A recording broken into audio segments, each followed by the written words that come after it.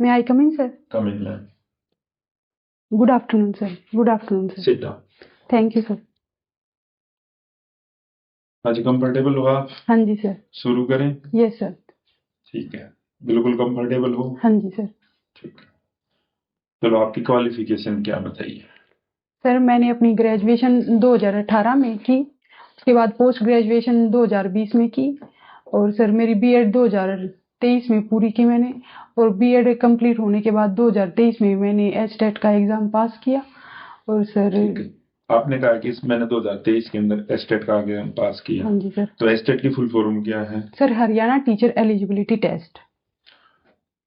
अब जैसे हम ये देखते हैं कई जो राज्य हैं वहां पर पीजीटी के लिए एचटेट नहीं लिया जाता. हाँ जी सर. हरियाणा के अंदर पीजीटी के लिए एचटेट लिया जाता है, क्या कारण है? सर ये हरियाणा में टीचर एलिजिबिलिटी के लिए लिया जाता है जो टेस्ट, सब स्टेट्स के अलग अलग टेस्ट होते हैं. जैसे सर दिल्ली में जो है वो लेवल 1 और 2 के लिए कंडक्ट कराया जाता है, वहाँ पे अभी मैंडेटरी नहीं है, पर सर ये होना चाहिए टीचर को. अगर हम टीचर को वो सर ये जैसे 1 2 3 लेवल पे पास करते हैं ना हम, जैसे सर टीचर है उसको उसकी समझ को परखने के लिए ये एक्स्ट्रा हो जाता है सर, जैसे एक्स्ट्रा एक टेस्ट हो जाता है जिससे हम टीचर को परख सकते हैं सर, इसलिए ये जरूरी भी है, होना भी चाहिए सर. ठीक है, चलो मैडम ये बताइए, आप हरियाणा के अंदर जो पीजीटी के लिए स्टेट लिया जाता है, बाकी किसी दूसरे स्टेट में नहीं लिया जाता, ये क्यों लिया जाता है? सर क्योंकि क्वालिटी टीचिंग को प्रमोट करने के लिए ये जरूरी है, इससे जो अच्छी गुणवत्ता वाले शिक्षक हैं वो हमारे पास आ पाएंगे, इसलिए सर एचटेट कंडक्ट कराया जाता है हरियाणा में. ठीक है, पीजीटी की क्या फुल फॉर्म है? Sir post graduate teacher. Post graduated teacher. और एक टीजीटी होता है, उसकी क्या quality? Sir train graduate teacher होता है सर, वो 6th to 8th के लिए होता है सर टीजीटी. चलो ये बताइए, आपने कभी पढ़ाया है कहीं पे? हाँ जी सर मैंने पढ़ाया है. कहाँ पे? सर वैसे तो फॉर्मली मेरा कोई टीचिंग एक्सपीरियंस नहीं रहा, पर बीएड की टीचिंग ट्रेनिंग के दौरान मैंने फर्स्ट ईयर और सेकंड ईयर दोनों में पढ़ाया है सर. ठीक है, अभी मैं आपको रोकूंगा बीच में. हाँ जी सर. आंसर जैसे ही क्वेश्चन आपकी तरफ जा रहा है आप ऊपर देखने लग जाते हो.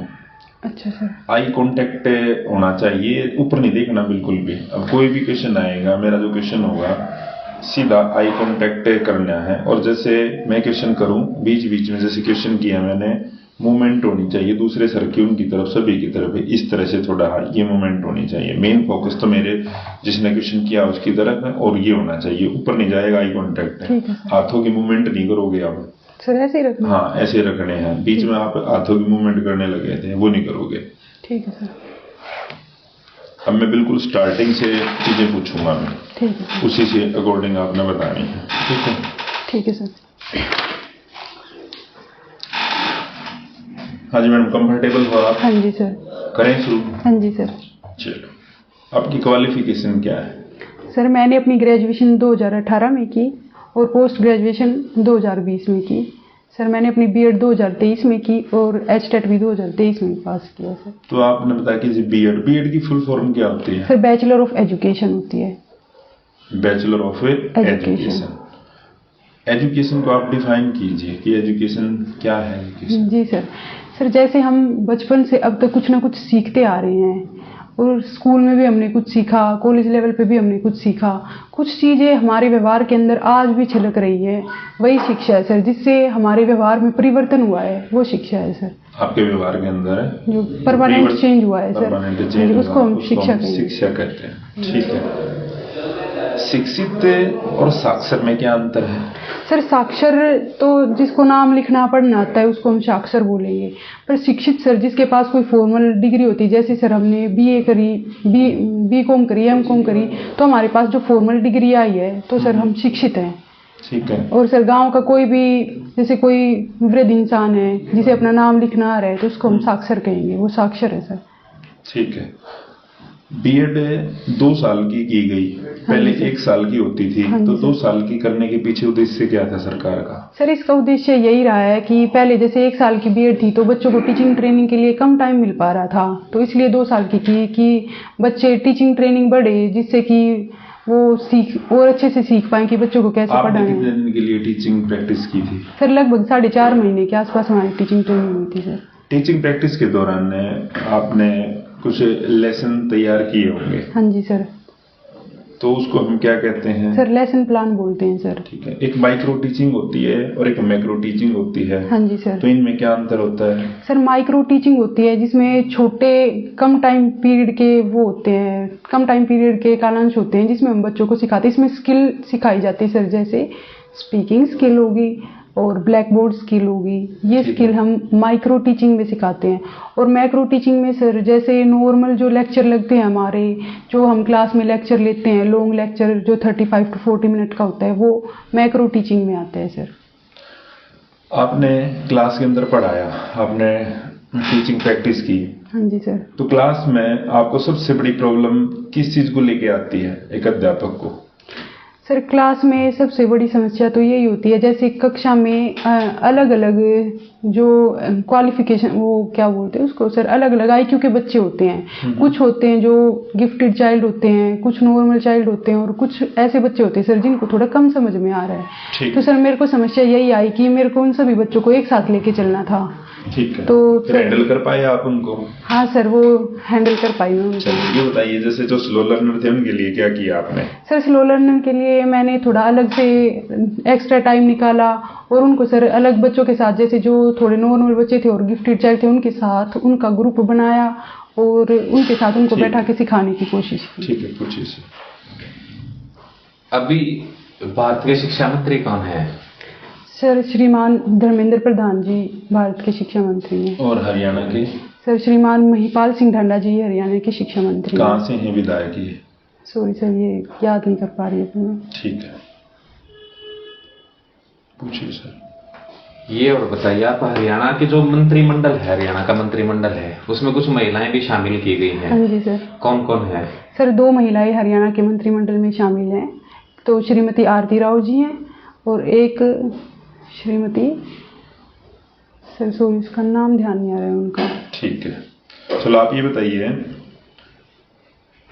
हरियाणा से लोकसभा के अंदर जाने वाले किन्हीं भी 3 सांसद हैं, उनके नाम बताइए। सर श्रीमान दीपेंद्र हुड्डा जी और श्रीमान, चलो कोई नहीं, ठीक है। चलो आप ये बता दीजिए, आप NEP 2020 क्या है? सर NEP 2020 इंक्लूसिव एजुकेशन को प्रमोट करती है। ये जो हमारी 2 शिक्षा नीति आई हैं इससे पहले, उनको रिप्लेस करके नई शिक्षा नीति बनाई गई है, जिसके अंदर बच्चों की ओवरऑल डेवलपमेंट को लेकर, होलिस्टिक डेवलपमेंट को लेकर। स्ट्रक्चर क्या है इसका? सर 5+3+3+4। यहाँ पे 4 किसके लिए है? सर 4 ये सेकेंडरी एजुकेशन के लिए है। इसमें सर 9th to 12th के बच्चों की शिक्षा आती है। 9th to 12th तक के बच्चे इसमें शामिल होते हैं सर। ठीक है। NEP 2020 और NEP 1986 में आप क्या अंतर देखते हो मेन?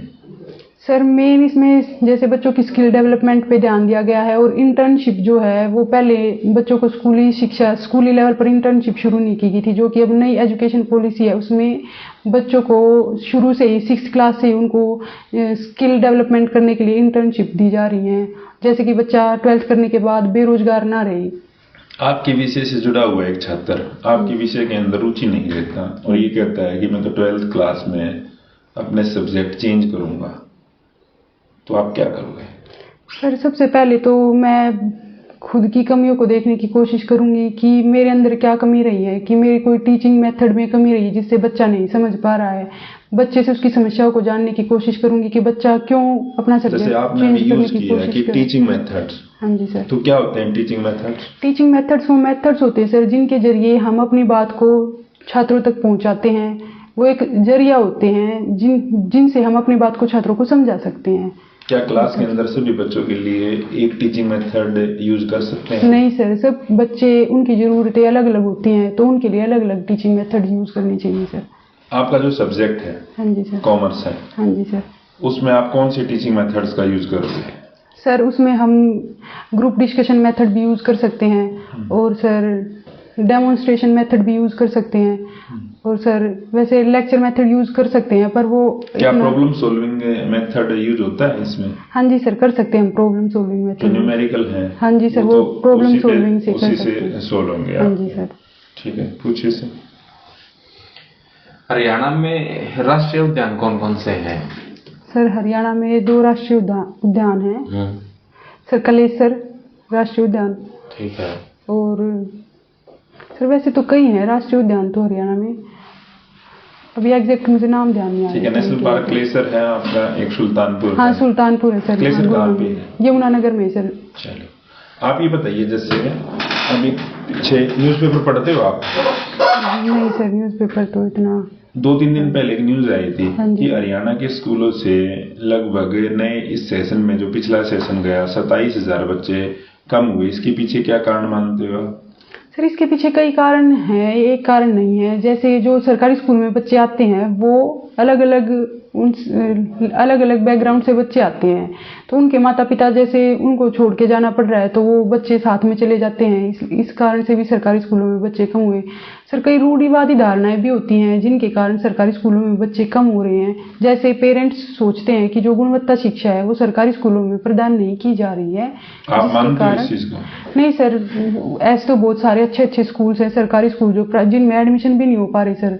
मैं इस बात को नहीं मानती। चलो आप ये बताइए, जैसे अभी गवर्नमेंट ने कुछ नए स्कूल किए हैं, जैसे पीएम श्री। हाँ जी सर। तो पीएम श्री स्कूल शुरू किए हैं, तो ये क्या है? सर प्रधानमंत्री स्कूल फॉर राइजिंग इंडिया है। इसमें सर जो स्कूल हैं ये इसमें 14,500 के आसपास स्कूल हैं जिनको सरकार दोबारा से फॉर्म करने का काम कर रही है। सर इनके लिए अलग बिल्डिंग प्रोवाइड नहीं करेंगी, बट इनको मॉडल स्कूल में कन्वर्ट किया जाएगा ताकि शिक्षा की गुणवत्ता में सुधार आ सके। क्या इको फ्रेंडली एजुकेशन को बढ़ावा देंगे? हाँ जी सर, इसमें डिजिटल एजुकेशन को प्रमोट किया गया है। नहीं, इको फ्रेंडली मैं पूछा, इको फ्रेंडली। हाँ सर, इको फ्रेंडली एजुकेशन को प्रमोट करेंगे। ये कौन सी होती है eco friendly education? Sir eco friendly education यही होगी, जैसे अब हम ऑनलाइन शिक्षा देंगे जिससे बच्चों को स्कूल आने जाने में इतना ट्रांसपोर्टेशन से जैसे धुआं प्रदूषण हो रहा है तो उससे हमारा पर्यावरण को सुरक्षा होगी सर थोड़ी। ठीक है। चलो आप ये बताइए, आप मैनेजमेंट के क्या क्या कार्य होते हैं? सर 5 फंक्शन होते हैं मैनेजमेंट के: planning, organizing, staffing, directing and controlling. ठीक है। जीडीपी होता है और एक जीएनपी। हाँ जी सर। तो इनमें अंतर क्या होता है? सर जीडीपी होता है ग्रोस डोमेस्टिक प्रोडक्ट, और दूसरी टर्म क्या पूछी सर आपने? जीएनपी। ग्रोस नेशनल प्रोडक्ट होता है सर। लॉ ऑफ डिमांड क्या है? सर लॉ ऑफ डिमांड होता है कि जैसे एक इंडस्ट्री है उसमें वस्तुओं की और सेवाओं की क्या मांग है, उसके अनुसार सर लॉ ऑफ डिमांड बताता है कि अन्य बातें समान रहने पर वस्तु की कितनी मांग है। मतलब जो ऐसा नहीं, लॉ ऑफ डिमांड में ये कहता है कि कीमत घटती है तो मांग बढ़ जाती है। हाँ जी सर, कीमत घटती है तो मांग बढ़ जाती है, कीमत बढ़ती है तो मांग घट जाती है। हाँ जी सर। ठीक है। हाँ जी सर। एक एचडीआई होता है, ये क्या होता है एचडीआई? सर ये ह्यूमन डेवलपमेंट इंडेक्स होता है। इसमें मेन किन के बेस पर ये डिसाइड होता है? सर इसके कई फैक्टर होते हैं। सर इसमें एक फैक्टर नहीं होता, जैसे इनकम भी होती है। बिल्कुल ठीक है। और सर इसमें 2-3 फैक्टर होते हैं, वो एग्जैक्ट अभी मुझे याद नहीं। एजुकेशन इंडेक्स भी काम करता है इसमें। ठीक है। चलो आप ये बताइए, जैसे आप मेरे को, अब पहले प्लानिंग कमीशन था, इसका नया नाम क्या हो गया? सर नीति आयोग कर दिया गया अब इसका नाम। कब से? सर 2016 से है सर, एग्जैक्ट मुझे याद नहीं। डबल एंट्री सिस्टम क्या होता है? सर डबल एंट्री सिस्टम होता है जब हम बुक्स में 2 जगह, मतलब जो एंट्री होती है उसके 2 साइड होते हैं, एक डेबिट और एक क्रेडिट, तो उसमें जब हम एंट्री करते हैं तो उसको डबल एंट्री सिस्टम कहा जाता है सर। 2 बार एंट्री करते हैं। आपसे एक सिचुएशन बेस्ड क्वेश्चन करता हूँ। हाँ जी सर। आपकी क्लास की एक लड़की है 11th क्लास की, वो स्कूल आना छोड़ देती है। हाँ जी सर। जब आपको पता चलता है कि वो लड़की स्कूल नहीं आ रही है, आप उसके पेरेंट्स से बात करते हो तो पेरेंट्स कहते हैं कुछ आवारा लड़के आते जाते समय लड़की को तंग करते हैं, अब हम लड़की को नहीं पढ़ाएंगे, तो आप क्या करोगे? सर सबसे पहले तो मैं, जैसे कि आपने कारण बताया कि आवारा लड़के उसको परेशान कर रहे हैं जिसके कारण वो स्कूल में नहीं भेज रही, तो मैं उनके माता पिता को समझाऊंगी कि जो दूसरे बच्चे हैं उनकी वजह से हम अपने बच्चों का नुकसान तो नहीं कर सकते हैं। जैसे महिला हेल्पलाइन नंबर है, उन पे फ़ोन करके हम अपने बच्चों को सुरक्षा प्रदान कर सकते हैं कि वो स्कूल में आए। इस इतने छोटे कारण की वजह से सर स्कूल छुड़वाना नहीं, आप उनके पेरेंट्स, क्या आपकी जिम्मेदारी नहीं है स्कूल की, टीचर की, आपका जो प्रिंसिपल है या दूसरा स्टाफ है, क्या उनकी जिम्मेदारी नहीं कोई एक्शन हाँ सर, है सर एक्शन लेने के लिए क्या एक्शन जिम्मेदारी। ले सकते हो आप लोग? सर बच्चों की सुरक्षा सुनिश्चित करने के लिए स्कूल प्रशासन की जिम्मेदारी है, तो सर हम कंप्लेंट करेंगे उन बच्चों की। इसके लिए आप ऐसा नहीं करते, नजदीक जो भी पुलिस स्टेशन है वहाँ पे इन्फॉर्म करोगे कि इस तरह से कुछ आवारा बच्चे आते जाते समय लड़कियों को तंग करते हैं, आप पुलिस ड्यूटी बढ़ाइए वहाँ पे, ठीक है, या किसी की ड्यूटी लगाइए, या ऐसे बच्चे उनको गिरफ्तार कीजिए, उनके खिलाफ कोई कार्रवाई करें सर। ऐसा नहीं कर सकते? हाँ सर, करेंगे ऐसा। ठीक है, चलो आप अपनी क्वालिटीज बता दीजिए कि सर मेरे अंदर ये क्वालिटीज हैं as a teacher. Sir communication skills अच्छी हैं कि मैं अपनी बात को बच्चों को समझा सकती हूँ, और सर बच्चों की बात को भी मैं समझ सकती हूँ। और सर क्लास में जैसे इंडिविजुअल डिफरेंसेस के बच्चे रहते हैं, तो उनकी ज़रूरतों के हिसाब से समझकर अपनी बात को उनको समझाने की कोशिश करूँगी। उनकी समस्या को सर समस्या समाधान की जो क्षमता है वो है। तो डेमो के लिए कौन सा टॉपिक आज आपका? सर डेमो के लिए है sir business, trade and commerce. ठीक है, कंटिन्यू कीजिए। Thank you sir.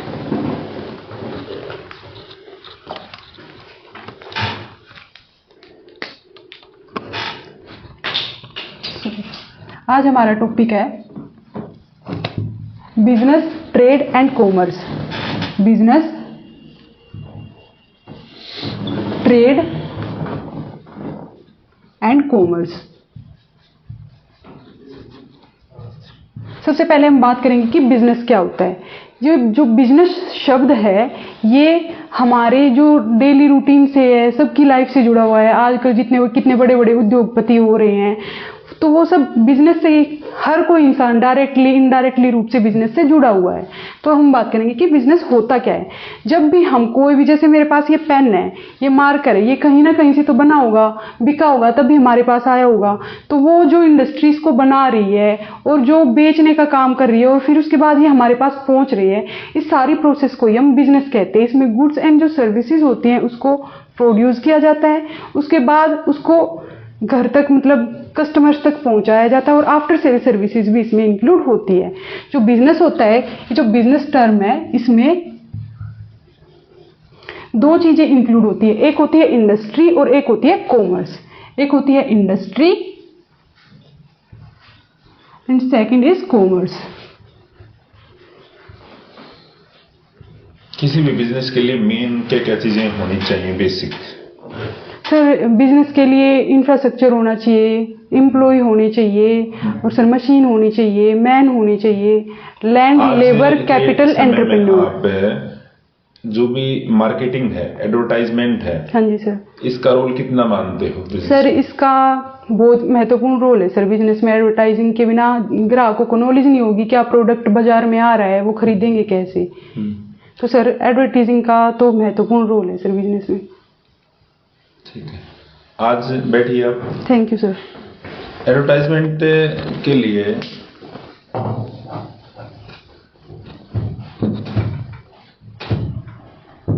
बैठ जाइए, कोई नहीं, बैठ जाइए। Thank you sir. हम बैठिए। डिजिटल